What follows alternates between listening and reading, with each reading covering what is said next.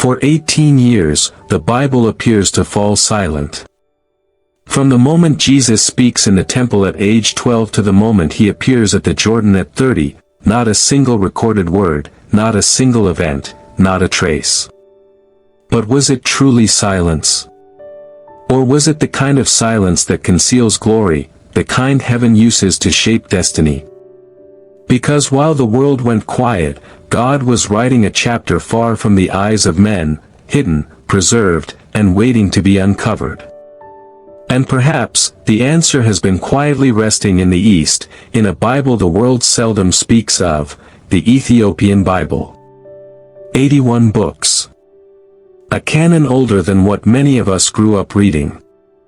A text guarded not by tradition but by a people whose faith outlasted empires. Scholars know it, few teach it, and fewer still understand the weight of what it holds. This is not just about ancient history or cultural differences. This is about the nature of God, how he hides power in stillness, how he cloaks purpose in silence. This video is not merely a search for lost stories, it's a journey to rediscover how God works in the dark, how he shapes kings in caves, how he prepares messengers in obscurity. If you've ever felt overlooked, if your season feels quiet and hidden, what you're about to see may awaken something eternal within you.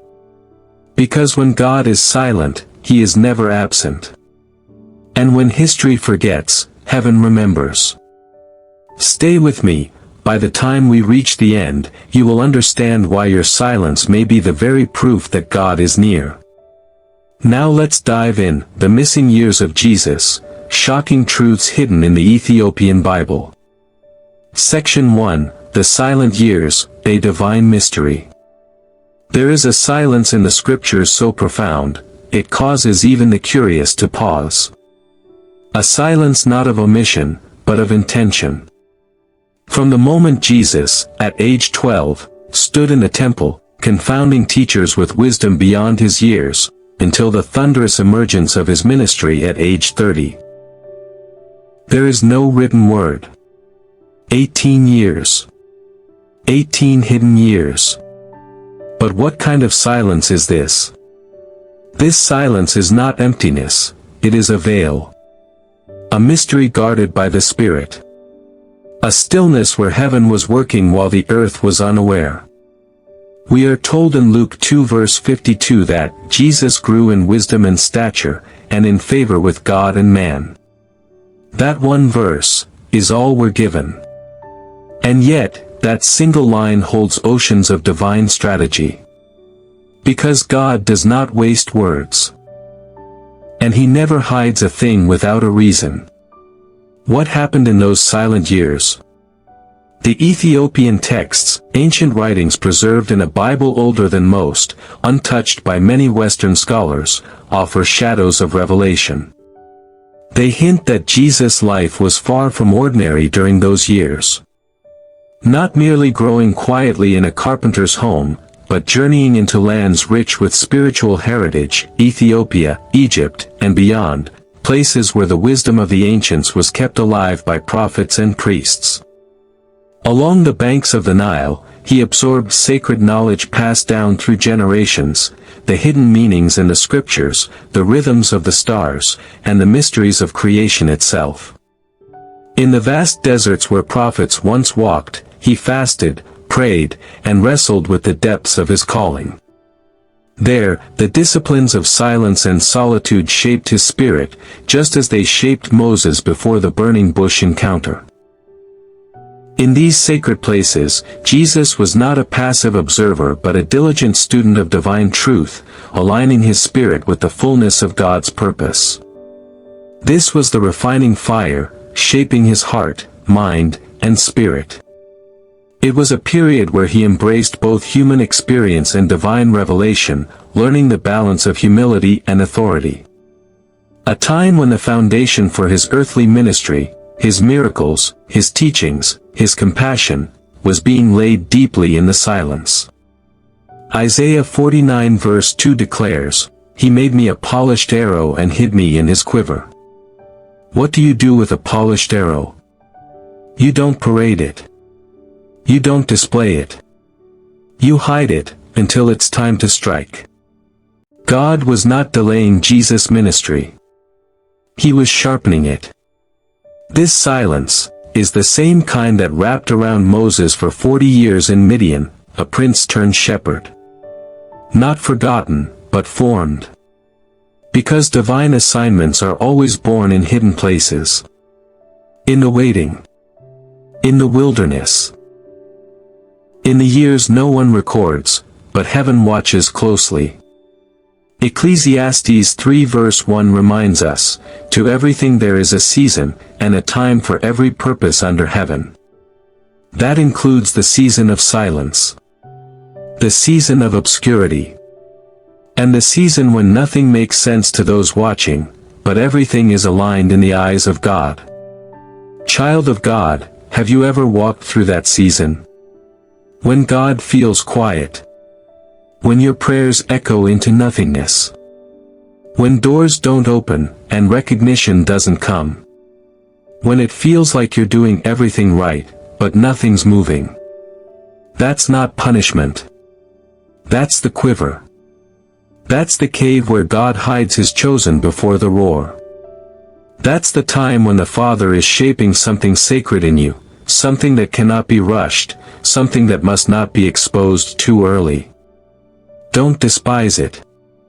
Because the world may call it a delay. But heaven calls it preparation.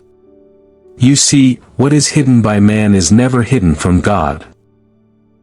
Jesus wasn't inactive in those years, he was becoming. Becoming the voice that would calm storms.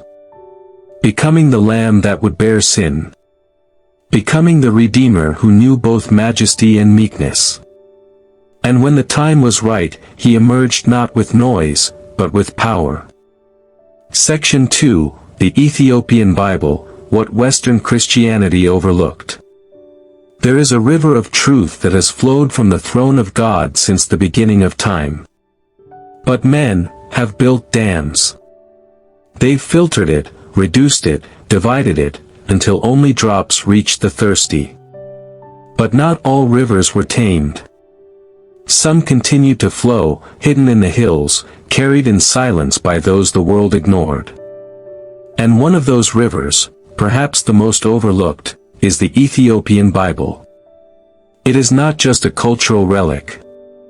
It is not a footnote in the annals of theology. It is a prophetic sign. The Ethiopian Bible stands today as the oldest complete Christian Bible known to man, holding 81 books, more than the 66 many of us have grown up with. But that number is not what makes it holy. What sets it apart is this: it has preserved truths Western Christianity quietly left behind. Brethren, I'm not here to provoke rebellion against what you've known. I'm here to call your spirit to remember. Because truth is not owned by continents. Revelation does not answer to Western approval. The voice of God does not need a passport. His fire has always burned wherever hearts are yielded.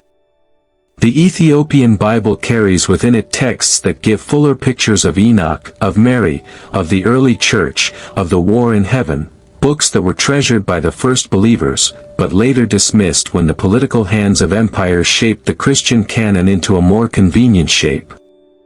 But Ethiopia did not bend. It guarded what others forgot. It kept the scrolls sealed in monasteries carved into stone. It prayed over scriptures while others debated them. And it held on to the sacred when the West reached for the systematic. Acts chapter 8 opens a window into this mystery. A high-ranking Ethiopian official, a eunuch under Queen Candace, is on his way home from Jerusalem.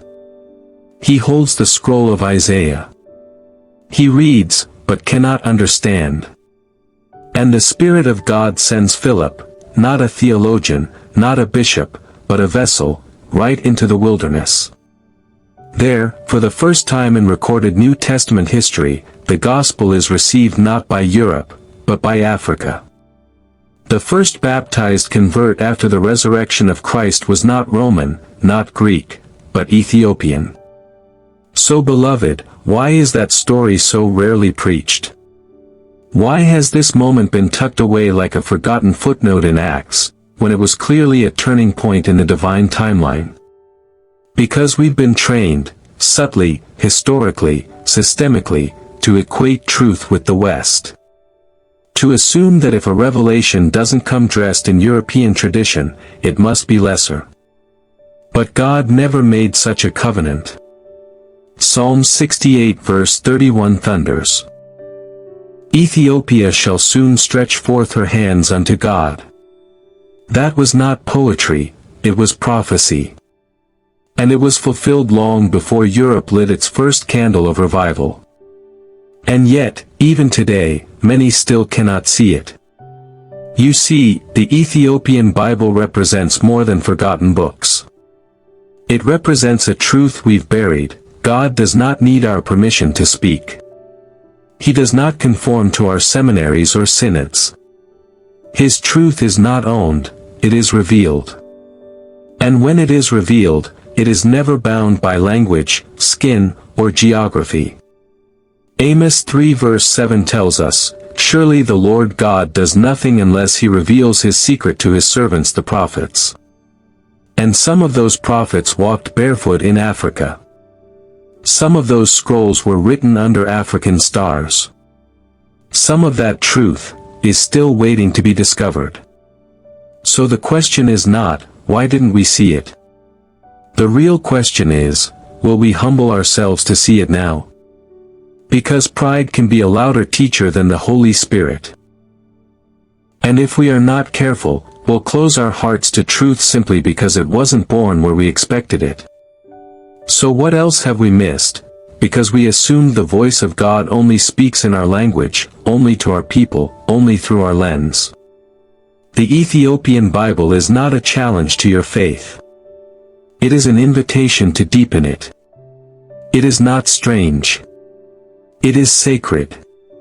And it reminds us, God's truth was never lost. We just stopped looking in the places where He planted it. If this message is speaking to you, go ahead and hit like, and don't forget to subscribe so you don't miss what's coming next. Section 3, Ancient Texts Speak, What the Ethiopian Books Suggest About Jesus. There are seasons in every divine journey where the spotlight disappears, and silence becomes your only companion. Not because you've missed your calling, but because heaven is busy shaping it. And when we look at the missing years of Jesus, hidden away from the eyes of men, we are not witnessing absence. We are witnessing preparation. Ancient Ethiopian manuscripts, texts long sheltered in the highlands of faith, begin to whisper what tradition has long ignored, that the Son of God was never idle. He was moving. He was growing. He was engaging with the spiritual dimensions of his Father's kingdom, in places far removed from Galilee's familiar hills. The wilderness we read of in Matthew, where Jesus was tempted after his baptism, was not his first encounter with the spirit realm, it was merely the first time heaven permitted the world to see it. Though he was a son, he learned obedience through what he suffered. These are not just poetic words from Hebrews 5 verse 8. These are echoes of a sacred curriculum, one not taught in synagogues or temples, but in caves, in silence, in obscurity. There's a weight in that truth, a quiet glory we dare not overlook. Have you ever considered what Proverbs 25 verse 2 meant when it said, "It is the glory of God to conceal a matter"? We often search for God in the loud, in the seen, in the spectacular. But God hid Jesus. Not because the world didn't need him yet, but because he wasn't finished forming the vessel he would use to shake the foundations of time. And so, the glory of God was wrapped in obscurity, until the fullness of time had come. And what of John 21 verse 25? There are many other things Jesus did. If every one of them were written down, the whole world could not contain the books. Could it be that some of those unwritten pages were never meant to be lost, but preserved in places that were never colonized by Western thought? Could it be that ancient Ethiopian texts hold glimpses into a journey Jesus took between the pages of canon and the corridors of mystery? The truth is, Jesus' disappearance from age 12 to 30 was not a void. It was a holy veil. A divine mystery. For what God begins in glory, he refines in secret. He sent his Son into silence, into sacred spaces, because the voice that calms storms must first be trained to endure them. Maybe that's where you are now. A hidden life. A silent preparation. No audience, no applause, no visible fruit. But listen closely, if God did not spare his own Son from this process, why would he rush yours? Don't despise your years in hiding. Don't curse your wilderness. That is where destiny learns to walk before it's called to run. That is where oil is crushed from the olive, where strength is forged without witnesses. You were never meant to shine too early. You were meant to carry fire birthed in secret. Let the world mock your stillness. Let them question your silence. But trust this, when God finally unveils what he's been shaping, no man, no force, no darkness can deny its radiance. Because like Jesus, what is developed in secret, will always be revealed in glory. Section 4, The Enemy's Distraction, Why Some Books Were Excluded. There are things about God that were never meant to be understood through tradition alone. For as long as men have walked with God, there have also been those who tried to contain him, limiting the movement of his voice to what they could explain, or control, or manage. And over time, that desire to manage turned into decisions that shaped what people were allowed to read, allowed to question, and even allowed to believe. But not everything that carries the breath of God was permitted by those in authority. And not every book that speaks of his dealings was embraced by those who feared what it would awaken in people. The removal of certain writings was not always about protecting the truth, it was often about preserving influence. When the prophet Jeremiah received a word from the Lord, he dictated it to be written on a scroll. It was the burden of God for the people. But when that scroll reached the hands of the king, it was not received with repentance, it was cut into pieces and burned, line by line. Not because it was inaccurate, but because it confronted the heart. Because it exposed the deception that had become too comfortable in high places. That decision to burn the scroll reveals something deeper. There are hearts that would rather silence a word from God than submit to it. There are people who would rather ignore revelation than be transformed by it. And there are systems, yes, even religious ones, that would rather the people remain unaware than risk them hearing something that challenges what they've always known. Daniel warned us that there would be those who would speak boldly, who would seek to alter times and seasons, tampering with divine order. It was a glimpse into how truth could be slowly reshaped, repackaged, and removed, until what remains is no longer the full counsel of God, but a version that fits within human control. The book of Revelation gives a strong warning: if any man removes from the words of God, there are consequences. This is not about fear, it's about reverence. It's about recognizing that the voice of God cannot be edited without eternal cost. Paul also spoke about the minds that have been blinded, not just by culture or darkness, but by a force that works to keep people from perceiving the truth that would lead them into light. And when minds are blinded, discernment becomes weak. When discernment is weak, tradition is mistaken for truth. And when that happens, people stop seeking God for themselves, and settle for being told what to believe. But God never designed us to follow blindly. He called us to know Him. To walk with Him. To hear His voice, not just through what is printed, but through what is revealed by the Spirit. Yes, the Scriptures are sacred. But the Spirit who breathed them is still speaking. And now, this question must be asked, not to stir controversy, but to provoke honesty. Have there been things that God wanted to show his people, that were hidden, not because they were false, but because they were too convicting? Have there been truths left outside the door because they didn't support the systems built by men? Section 5, The Greater Revelation, What Jesus' Hidden Years Reveal About Us. There are moments in our lives when silence stretches long, an expanse so vast that it feels like nothing is happening, like God's voice is distant, like our purpose lies hidden beneath shadows we cannot yet see. It is in these quiet seasons, these unseen years, that the greatest work is taking place. We look to the story of Jesus, the years between childhood and his public ministry, years not written in the familiar texts, years cloaked in mystery. These hidden years, though absent from many records, are not empty.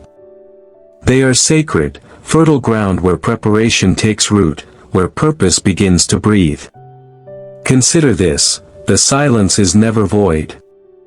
It is the soil beneath the surface where strength is quietly forged, where faith matures beyond our understanding. Romans reminds us, the sufferings of this present time are not worth comparing with the glory that will be revealed. The unseen struggles, the whispered prayers, the moments when hope seems faint, these are the foundations of glory yet to come. What if your quiet season is not a pause, but a divine gestation? Isaiah tells us, "Blessed are all who wait for him." To wait is not to wither, it is to become blessed in the tension of expectancy.